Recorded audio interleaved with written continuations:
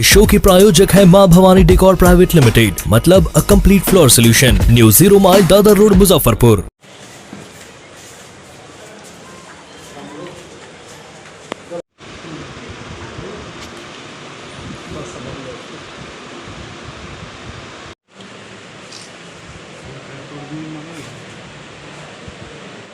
थाना अंतर्गत दिनांक 9/6/22 को एक व्यक्ति की गोली मारकर उसकी हत्या कारित करने का प्रयास किया गया था। इस मामले का अग्रेतर अनुसंधान जब तकनीकी एवं मानवीय साक्ष्यों के आधार पर किया गया तो जो तथ्य सामने आए वो कुछ इस प्रकार थे।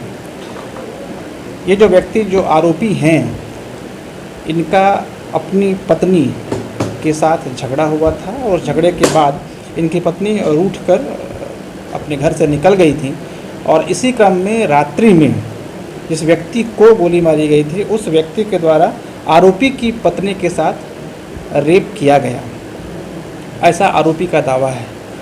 इस घटना के बाद बदले की भावना से प्रेरित होकर आरोपी के द्वारा पिस्टल खरीदा गया और फिर उसी पिस्टल से दिनांक 9/6/22 की रात्रि को 11 बजे रोहित कुमार, जो कि मुर्गा दुकान में स्टाफ है, उसको 2 गोलियां मारी गई जिसमें वो गंभीर रूप से जख्मी हो गया था।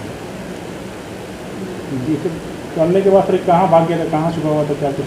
जो ये सारी चीज़ें भी हम लोग इन्वेस्टिगेट कर ही रहे हैं, लेकिन जो फैक्ट्स अभी फ़िलहाल हमारे सामने आए हैं वो यही कि ये घटना आंगोला की है। बदले की भावना से प्रेरित होकर ये घटना कारित की गई है और इसने जो पिस्टल है वो बेगूसराय, जैसा कि ये बता रहा है कि इसने जो पिस्टल है बेगूसराय से 40,000 रुपये में खरीदी थी और उसके बाद एक सटीक षड्यंत्र के तहत इसने उस व्यक्ति की हत्या कारित करने का प्रयास किया।